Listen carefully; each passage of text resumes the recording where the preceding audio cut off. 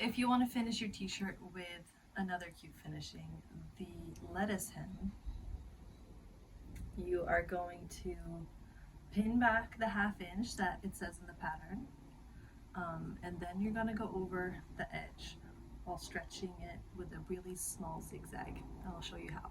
I'm using this scrap fabric again, so I recommend you do that just so you can see that your settings are correct. But yeah, we're gonna fold the hem back a 1/2 inch towards the wrong side. You're gonna choose your zigzag, and the width is going to be 3, I like it at, and then 0.5 length. And then important part is also lowering your tension very low. I'm gonna put it at a 2.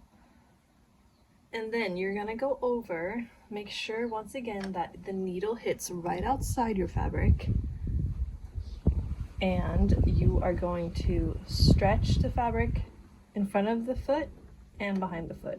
And then you're gonna gently guide it through together, keeping that stretched out, because the stretch is what gives it that wavy look once it relaxes.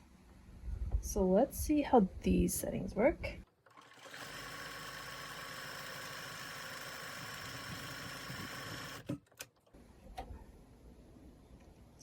And you're gonna get that really clean look because we're not going over the raw edge like some tutorials go over the raw edge. That's why I like to fold it back, because it looks really clean. And then you can go back over and trim a little bit if you want. I usually just leave it like that because you can't see it from the right side, but it's cute. And you can play around with the contrasting thread color or the same thread color.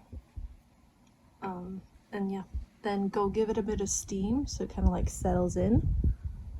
But that's going to be a really cute finish.